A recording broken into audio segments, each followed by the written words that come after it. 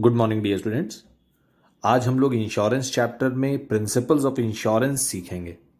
Principles of insurance का meaning क्या है और कितने प्रिंसिपल्स ऑफ इंश्योरेंस होते हैं, और उसके बाद हम लोग सीखेंगे कि डबल इंश्योरेंस और री इंश्योरेंस में क्या डिफरेंस है।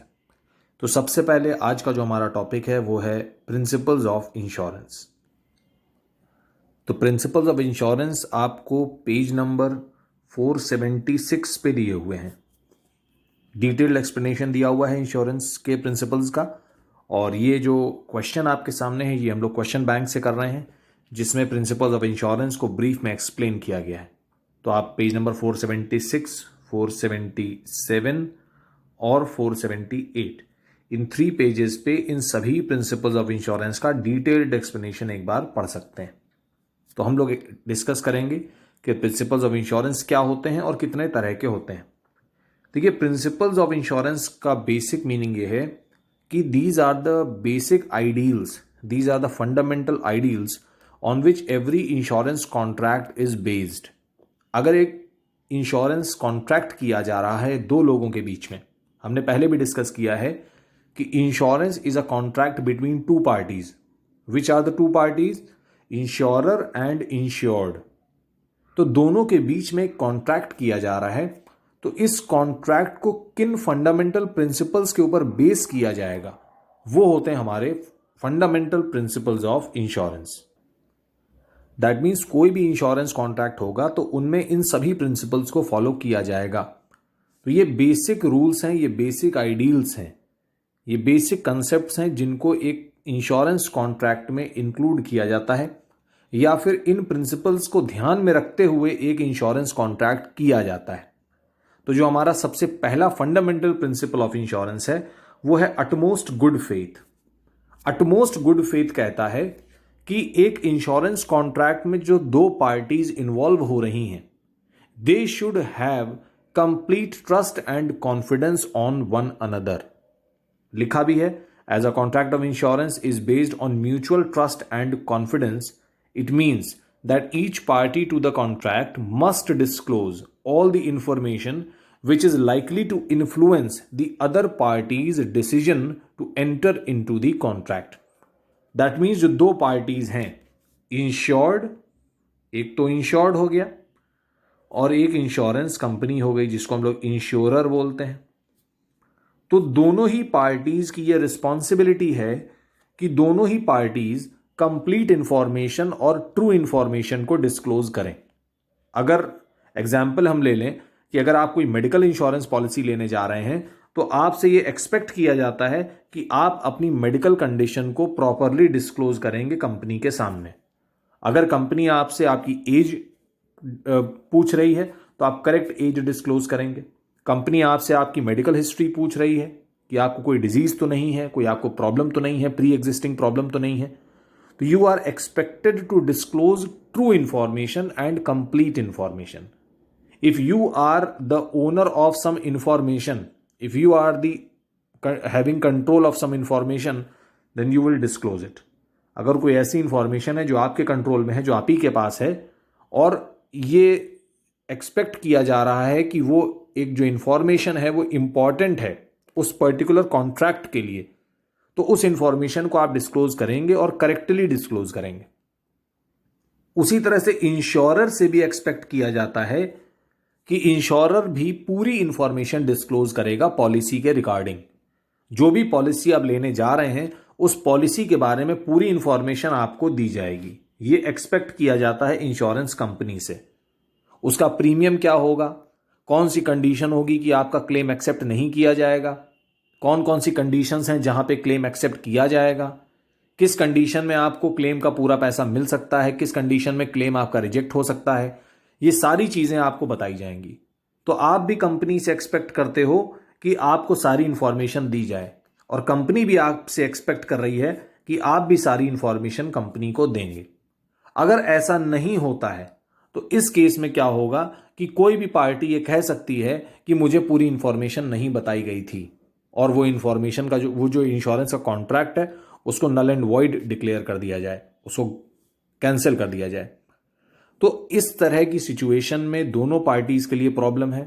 अगर दोनों पार्टीज का एक दूसरे पे म्यूचुअल ट्रस्ट ही नहीं है, म्यूचुअल फेथ ही नहीं है, कॉन्फिडेंस ही नहीं है, तो इस तरह के इंश्योरेंस कॉन्ट्रैक्ट को नल एंड वॉइड डिक्लेयर कर दिया जाएगा। तो ये जो फर्स्ट हमारा प्रिंसिपल ऑफ इंश्योरेंस है, ये यही कह रहा है कि जो दो पार्टीज हैं इंश्योरेंस कॉन्ट्रैक्ट में, both the parties should furnish true and complete information to one another before entering into an insurance contract. तो इंश्योरर के पास भी कुछ इंफॉर्मेशन होती है जो वो इंश्योर्ड को देता है, और इंश्योर्ड के पास भी कुछ इंफॉर्मेशन होती है जो वो इंश्योरर को देता है। तो ये इंफॉर्मेशन सही होनी चाहिए, कंप्लीट होनी चाहिए, and it should be true to everybody's belief. If he misrepresents or conceals certain facts, insurance company can cancel the contract. और अगर ऐसा नहीं होता है तो इंश्योरेंस कंपनी आपके कॉन्ट्रैक्ट को कैंसिल भी कर सकती है, क्योंकि आपने पूरी इंफॉर्मेशन प्रोवाइड नहीं की। तो उससे क्या हुआ, इंश्योरेंस कंपनी डिसएडवांटेज पोजीशन में चली गई। तो one party can not force the other party by hiding some information, by hiding some important information to enter into a contract. क्योंकि आप इंश्योरेंस कंपनी को फोर्स नहीं कर सकते कि आप इंश्योरेंस दीजिए मुझे। आप इंफॉर्मेशन को हाइड कर रहे हैं, इंफॉर्मेशन को आप कंसील कर रहे हैं, और उसके बाद आप इंश्योरेंस कंपनी को फोर्स नहीं कर सकते कि वो इंश्योरेंस दे आपको। बाद में आप इंश्योरेंस का क्लेम करेंगे, तो इंश्योरेंस क्लेम आप करेंगे तो इंश्योरेंस कंपनी का लॉस होगा, उनको क्लेम पे करना पड़ेगा। तो by hiding certain information you can not put insurance company to a disadvantaged position, and same thing insurance company also cannot do with you. So if a party fails to disclose any important information which is not in the knowledge of the other party, then the other party can avoid the contract. Other party can avoid it on the grounds of material misrepresentation. इसको हम लोग information का misrepresentation कहते हैं। तो ये ध्यान रखेंगे सभी स्टूडेंट्स। ये फर्स्ट प्रिंसिपल ऑफ इंश्योरेंस है। दैट मीन्स ये कुछ ऐसे कन्वेंशंस हैं, ये कुछ ऐसे रूल्स हैं जो दोनों ही पार्टीज को फॉलो करने चाहिए, और हर इंश्योरेंस कॉन्ट्रैक्ट में एक्सपेक्ट किया जाता है कि ये जो प्रिंसिपल्स हैं ये फॉलो किए जा रहे हैं। Next is insurable interest. Insurable interest एक बहुत ही इंपॉर्टेंट पार्ट है हर इंश्योरेंस कॉन्ट्रैक्ट का, और अगर किसी इंश्योरेंस कॉन्ट्रैक्ट में इंश्योरेबल इंटरेस्ट ही मिसिंग है तो उस केस में इस पर्टिकुलर कॉन्ट्रैक्ट की कोई वैल्यू नहीं है। It will be null and void and it will be unenforceable in case it is put in front of law. Insurable interest का मतलब क्या है, अब देखिए लिखा हुआ है, a person must have interest in the non occurrence of the event being insured. He should stand in a position that he would benefit from the existence of the subject matter and would suffer a loss from its destruction और damage. देखिए subject matter का मतलब हो गया कि जिस चीज के लिए आप इंश्योरेंस ले रहे हैं। फॉर एग्जाम्पल आपने लाइफ इंश्योरेंस लिया है तो right now the subject matter is life. अगर आपने कार इंश्योरेंस लिया है तो car is the subject matter. अगर आपने टू व्हीलर इंश्योरेंस लिया है तो आपका जो टू व्हीलर है वो आपका सब्जेक्ट मैटर हो गया। अगर आपने फायर इंश्योरेंस लिया है तो आपका जो घर है वो आपका सब्जेक्ट मैटर हो गया, आपने अपने घर के लिए फायर इंश्योरेंस लिया। अगर आपने अपने पेरेंट्स के लिए इंश्योरेंस लिया तो जो आपके पेरेंट्स हैं वो आपका सब्जेक्ट मैटर हो गए, उनकी लाइफ आपके लिए उस समय सब्जेक्ट मैटर है। तो दैट मीन्स यहां पे ये कहा जा रहा है कि आप इंश्योरेंस उसी चीज के लिए लेंगे जिसके ना होने पे आपको कुछ डिसएडवांटेज होता हो। अगर फॉर एग्जाम्पल आप लाइफ इंश्योरेंस ले रहे हैं, आप लाइफ इंश्योरेंस इसलिए ले रहे हैं because in case something happens to you, some mishappening occurs, अगर आपको कुछ हो जाता है, आपका एक्सीडेंट हो जाता है, तो उस केस में आपको भी नुकसान होगा, आपके जो डिपेंडेंट्स हैं, अगर आपके पेरेंट्स हैं, आपके वाइफ हैं, और जो अर्निंग मेंबर है फैमिली का, उसके ऊपर कई लोग डिपेंड होते हैं, तो सभी को प्रॉब्लम होगी, सभी को इनकन्वीनियंस हो जाएगी, डिसएडवांटेज पोजीशन में चले जाएंगे।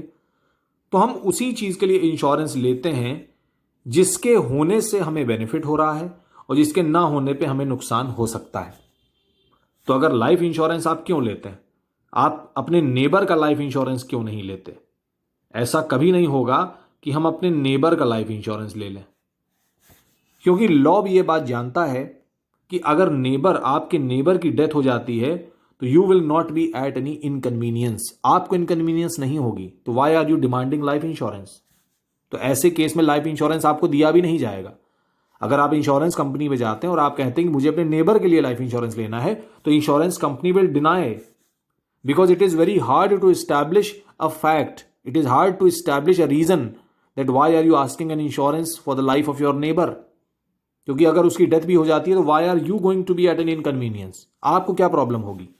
तो इंश्योरेंस कंपनी इस केस में आपको इंश्योरेंस देने से मना कर सकती है, बिकॉज ऐसे तो बहुत सारे फ्रॉड्स भी हो सकते हैं। फिर आपको लगता है कि आपका नेबर बहुत ज़्यादा रिच है and if he dies then you can take his property, तो आप चाहते हैं कि आप उसका इंश्योरेंस ले लें, और ऐसा भी हो सकता है कि somebody may kill that person, or maybe you only arrange for killing that person and afterwards you take the property and everything, insurance का पैसा मिलेगा वो भी आपका।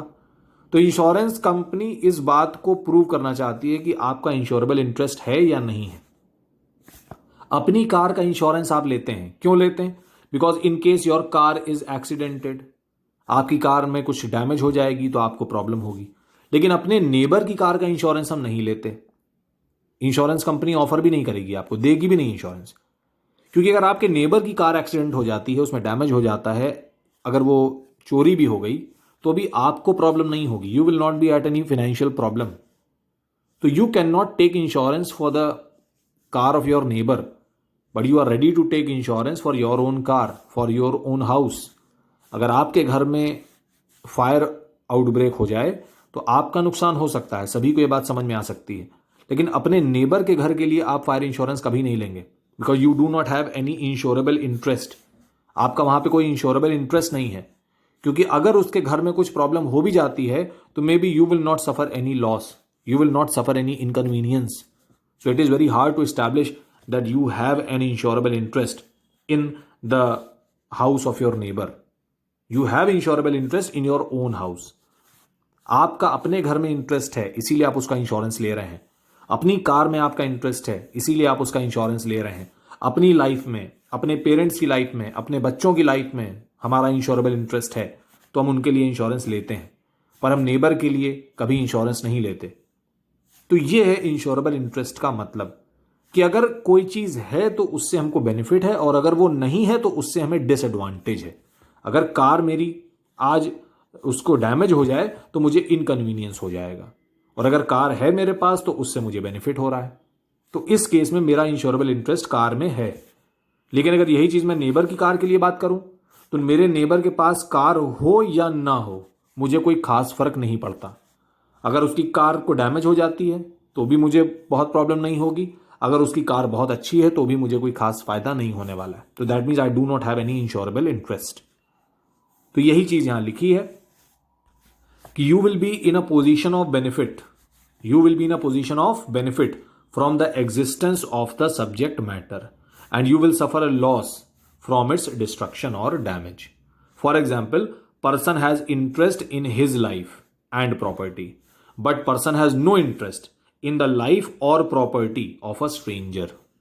This principle is based on the logic that no one should be allowed to make profit out of insurance. यही बात मैंने आपको अभी समझाई कि फॉर एग्जाम्पल आप अपनी कार का इंश्योरेंस लेने जाएंगे तो सारी इंश्योरेंस कंपनी दे देंगी। लेकिन अगर आप इंश्योरेंस कंपनी में जाते हैं कि मेरे नेबर की कार का इंश्योरेंस करवाना है मुझे, तो इंश्योरेंस कंपनी पूछेगी क्यों करवाना है, क्या रीज़न है कि आप अपने नेबर की कार का इंश्योरेंस करवाना चाह रहे हैं।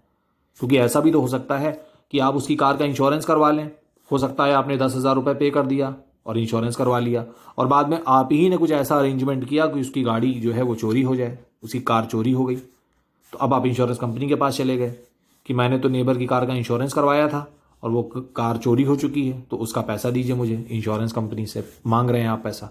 तो ऐसा भी तो हो रहा है कि आप इंश्योरेंस करवा के प्रॉफिट अर्न कर रहे हैं, तो ऐसा हो सकता है। पर अपनी कार के लिए आप ऐसा नहीं करेंगे। अपनी कार के लिए आप किसी को नहीं कहेंगे कि मेरी ही कार को आप चोरी कर लें या मेरी ही कार को आप डैमेज कर दीजिए। पर दूसरे की कार का इंश्योरेंस अगर आप एक बार करा देंगे तो आप ऐसा कर सकते हो। तो ये पॉसिबिलिटी है, इसीलिए इस क्लॉज को डाला जाता है। तो that is insurable interest. I hope समझ में आ गया होगा। Indemnity, next is indemnity. इसको मैं पहले भी समझा चुका हूं। Indemnity means compensation. इंश्योरेंस का जो कॉन्ट्रैक्ट होता है वो कंपेंसेशन का कॉन्ट्रैक्ट होता है। दैट मीन्स इस इंश्योरेंस कॉन्ट्रैक्ट को इस पर्पस से नहीं लिया जाता कि इससे हम कुछ प्रॉफिट अर्न करेंगे। ये इसलिए लिया जाता है कि in case you suffer some problem, in case you suffer a damage, then you will get compensated. आपको कंपेंसेशन दे दिया जाएगा, और वो भी सिर्फ फाइनेंशियल लॉस के लिए। अगर आपका कोई साइकोलॉजिकल प्रॉब्लम हुआ है आपको, या उसकी वजह से आपको कोई मेंटल प्रॉब्लम हुई है, कोई इमोशनल सेटबैक हुआ है आपको, तो इंश्योरेंस कंपनी उस चीज़ को सही नहीं कर सकती। इंश्योरेंस कंपनी आपके फाइनेंशियल लॉस को कवर कर सकती है। अगर आपकी कार डैमेज हो गई है या आपकी कार को चोरी कर लिया गया है, तो इंश्योरेंस कंपनी उस कार का अमाउंट आपको पे कर सकती है जितना उसने कहा था। ऐसा नहीं कि आप नई कार का पैसा ले लेंगे इंश्योरेंस कंपनी से। अगर आपकी कार की वैल्यू 2 लाख रुपीज है, तो इंश्योरेंस कंपनी आपको 2 लाख रुपीज पे कर देगी। लेकिन उस कार से आपके क्या इमोशंस अटैच्ड थे, उस कार से क्या आपका साइकोलॉजिकल अटैचमेंट था, इमोशनल अटैचमेंट था, उस चीज को कवर नहीं कर सकती इंश्योरेंस कंपनी।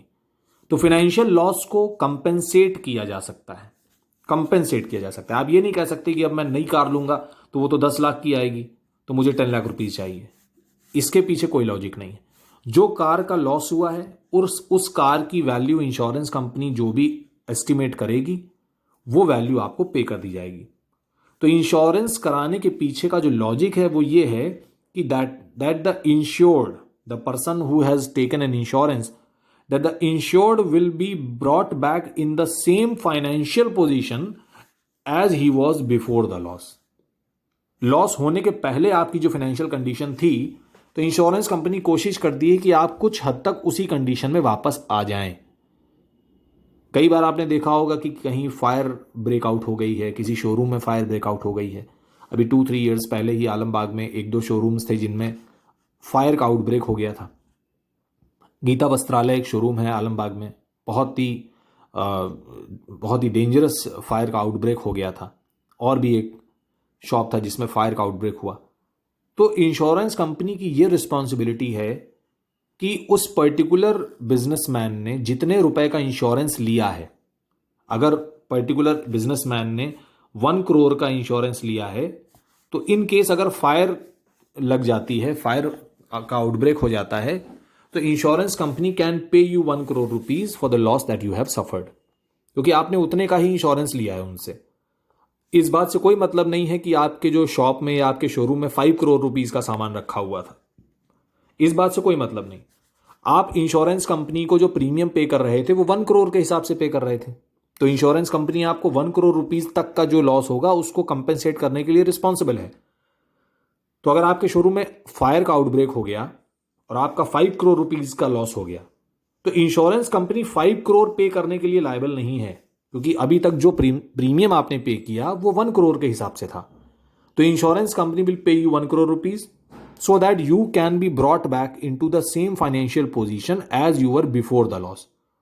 अगर लॉस ना होता तो उसके पहले आपकी फाइनेंशियल कंडीशन जो भी थी, उसी कंडीशन में कोशिश की जाती है कि आपको वापस ले आया जाए, लेकिन वो भी सिर्फ उसी लिमिट तक जितना आपने इंश्योरेंस लिया है। अब आपका लॉस 5 करोड़ का हुआ तो आप इंश्योरेंस कंपनी से 5 करोड़ का इंश्योरेंस नहीं मांग सकते, क्योंकि आपने 5 करोड़ का इंश्योरेंस लिया ही नहीं था इंश्योरेंस कंपनी से। आपने 1 करोड़ का लिया, तो इंश्योरेंस कंपनी से आप 1 करोड़ तक डिमांड कर सकते हो। उससे ज्यादा का लॉस तो फिर आपको ही सफर करना पड़ेगा। तो this is indemnity. That means the insurer shall compensate the insured in case of loss against which the policy was issued. ये भी है कि आपने अगर फायर इंश्योरेंस पॉलिसी ली है तो आप सिर्फ फायर के केस में क्लेम मांग सकते हो। अगर आपने थेफ्ट की वजह से कोई लॉस हुआ है तो you can not file a claim. अगर आपने फायर इंश्योरेंस पॉलिसी लिया है तो इंश्योरेंस कंपनी आपको क्लेम का पैसा तभी देगी जब फायर की वजह से नुकसान हो आपका। अगर आपके शोरूम में थेफ्ट हुआ है और उसकी वजह से आपका लॉस हो गया, तो now you can not file a claim, क्योंकि you have taken insurance against fire not against theft. तो अगर फायर की वजह से लॉस हो तो आप इंश्योरेंस कंपनी से क्लेम करिए और इंश्योरेंस कंपनी आपको फाइनेंशियली कंपेंसेट करेगी। तो ये है इंडेमनिटी का लॉजिक। लिखा भी हुआ है, the principle of indemnity is not applicable in case of life insurance. Life insurance के केस में ये क्लॉज एप्लीकेबल नहीं है, क्योंकि लाइफ की कोई वैल्यू नहीं है। लाइफ इज वैल्यूएबल, इसका एग्जैक्ट अमाउंट कैलकुलेट करना पॉसिबल नहीं है।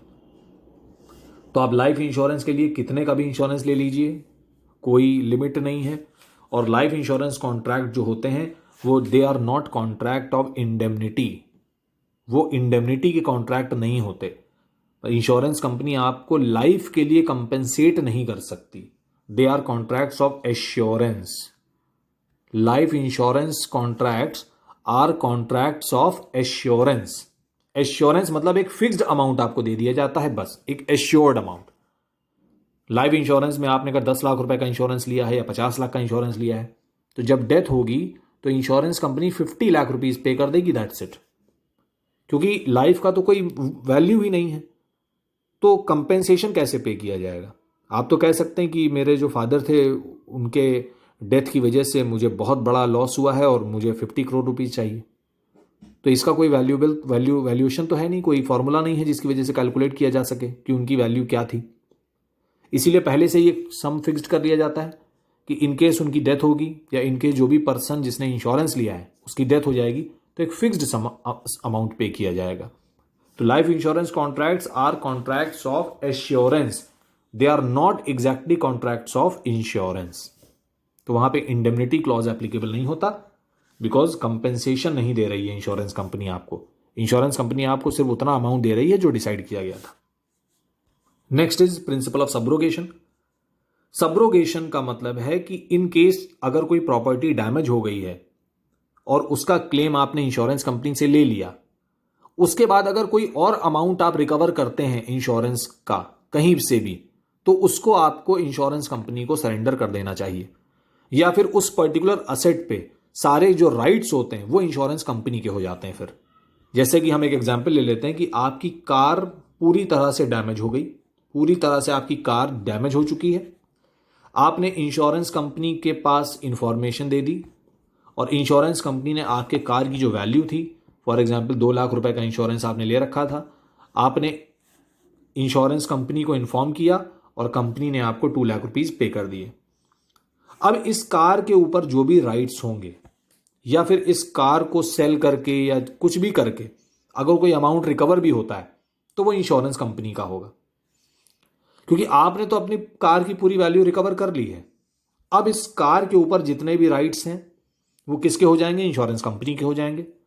अगर इस कार के स्क्रैप से या किसी भी तरह से इंश्योरेंस कंपनी कुछ अमाउंट रिकवर कर सकती है तो वो कर लेगी, उस पैसे पे अब आपका कोई राइट नहीं होगा। यही चीज यहां लिखी है। According to principle of subrogation, the insurer, that means the company, becomes owner of the damaged property after compensating the insured for loss। तो एक बार इंश्योरेंस कंपनी ने आपको पेमेंट कर दिया, उसके बाद उस प्रॉपर्टी का जो ओनर है वो इंश्योरेंस कंपनी बन जाती है इन case of full loss. Obviously ऐसा नहीं कि आपके घर में फायर लग गई तो उसके बाद आप इंश्योरेंस कंपनी ने क्लेम दे दिया तो अब ये जो मकान है इंश्योरेंस कंपनी का हो गया, ऐसा नहीं होता। ये उस कंडीशन में जब पूरी तरह से असेट आपका डैमेज हो गया है और वो असेट अब इररिपेरेबल कंडीशन में है, तो वो असेट इंश्योरेंस कंपनी ले लेती है और उसका क्लेम आपको दे देती है। अब उस असेट से अगर कुछ और पैसा रिकवर हो सकता है तो इंश्योरेंस कंपनी उसको करने के लिए फ्री है। यहां भी लिखा भी हुआ है, person insures his car for 250, the car is badly damaged, insurance company pays 250 to the insured, the damaged car which is worth 50,000 becomes the property of the insurance company.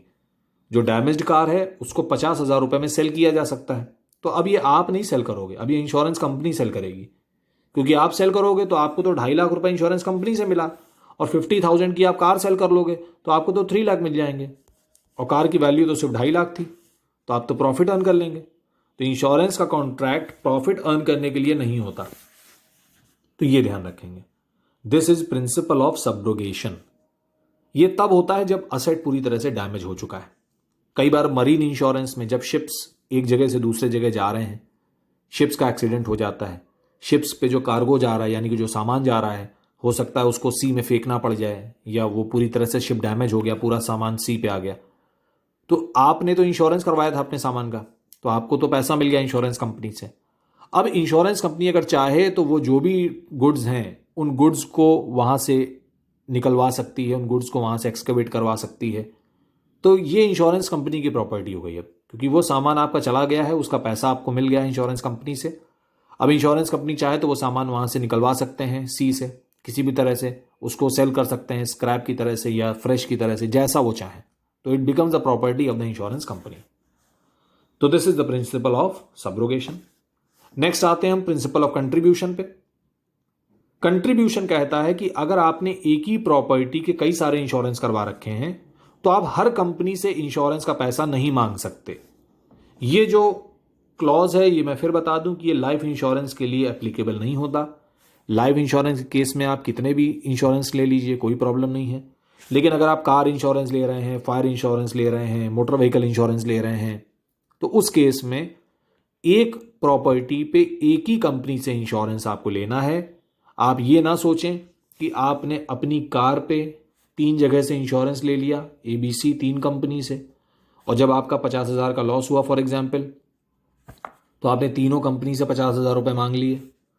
तीनों कंपनी आपको 50,000 नहीं भी देंगी, अगर फॉर एग्जाम्पल तीनों company ने आपको 30,000 दे दिया, तब भी तो आपको 60,000 मिल गया।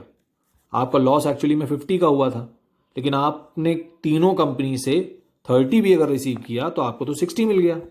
और हो सकता है कोई कंपनी 40 दे दे, कोई कंपनी 45 दे दे, कोई कंपनी 35 दे दे, तो इस तरह से तो आपको ज़्यादा अमाउंट रिकवर हो जाएगा। आपका लॉस तो सिर्फ 50 का हुआ है, लेकिन आपको रिकवरी तो बहुत ज़्यादा हो जाएगी।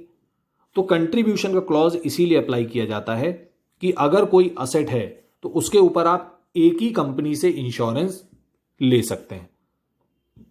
अगर आपने एक से ज़्यादा कंपनी से इंश्योरेंस लिया है तो सारी कंपनी मिलके आपके इस लॉस को कंपेंसेट करेंगी। दैट मीन्स अगर फॉर एग्जाम्पल आपने फर्स्ट कंपनी से 2 लाख रुपए का इंश्योरेंस लिया, सेकेंड कंपनी से 2 लाख रुपए का इंश्योरेंस लिया, और थर्ड कंपनी से 1 लाख का इंश्योरेंस लिया आपने, अब आपका लॉस हो गया है 50,000 रुपए का, तो तीनों कंपनी 50-50 नहीं पे करेंगी। तीनों कंपनी अपने इंश्योरेंस के रेशियो में पे करेंगे। आपने इंश्योरेंस लिया था 2 लाख, 2 लाख, 1 लाख, तो रेशियो क्या बन गया? 2:2:1। तो 50,000 को 2:2:1 में डिवाइड कर दिया जाएगा। That means 20,000, 20,000, 10,000। तो इस तरह से आपको 50,000 मिलेगा तीनों कंपनी से। तो कंट्रीब्यूशन का मतलब है कि all insurance companies will come together and will contribute their portion 20, 20 and 10 to cover your loss. आपके लॉस को कवर करेंगे वो। ये होता है क्लॉज ऑफ कंट्रीब्यूशन। इसका एग्जाम्पल भी यहां लिखा हुआ है, इसको एक बार आप पढ़ लेंगे। और लास्ट है कॉजा प्रॉक्सिमा। कॉजा प्रॉक्सिमा को अभी मैंने बताया था कि जिस मिसहैपनिंग के लिए आपने इंश्योरेंस लिया है उसी से अगर आपको लॉस होगा तभी आप क्लेम मांग सकते हैं। अगर फायर इंश्योरेंस आपने लिया है तो फायर से अगर आपका कोई लॉस होता है तो आप इंश्योरेंस मांग सकते हैं।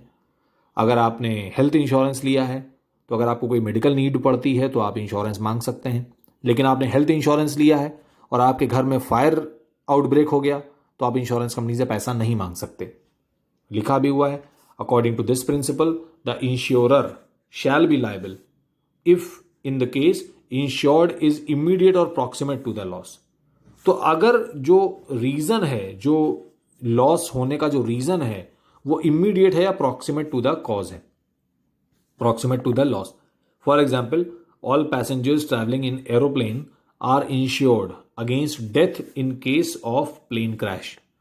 If passenger dies due to heart attack in the plane itself, the insurance company is not liable to pay the compensation. तो एग्जाम्पल बिल्कुल सेल्फ एक्सप्लेनेटरी है, बहुत ही सिंपल एग्जाम्पल दिया हुआ है। तो जिस चीज़ के लिए आपका इंश्योरेंस है उसी चीज़ के लिए आप क्लेम मांग सकते हैं। किसी और वजह से आपका नुकसान हुआ है तो उसके लिए आप इंश्योरेंस कंपनी से क्लेम नहीं कर सकते। तो that is causa proxima, means proximate cause. Causa proxima means proximate cause. That means the cause of loss, the reason of loss must be approximate to the insurance reason। तो ये है कॉजा Proxima. 6 principles of insurance हमने discuss किए। बहुत ही important topic है इस chapter का। तो इसको सभी स्टूडेंट पेज नंबर 476, 77 और 78 पे भी पढ़ सकते हैं। इसका डिटेल एक्सप्लेनेशन वहां पे दिया हुआ है। हमने काफ़ी कुछ डिस्कस कर लिया है ऑलरेडी। यहाँ पे मैंने इसलिए डिस्कस किया क्योंकि जब आप एग्जाम में लिखेंगे तो उतना लेंदी एक्सप्लेनेशन आपको नहीं लिखना है जितना आपको चैप्टर में दिया हुआ है। आपको एक्सप्लेनेशन उतना ही देना है जितना रिक्वायर्ड है, और जो मेन आइडिया है उस पर्टिकुलर पॉइंट का वो आपके आंसर में होना चाहिए। तो ये जो एक्सप्लेनेशन है ये सफिशिएंट है इन पॉइंट्स के लिए। तो आई होप ये सभी को समझ में आया होगा। नेक्स्ट वीडियो में हम और आगे सीखेंगे इंश्योरेंस के बारे में। Thank you so much. God bless you.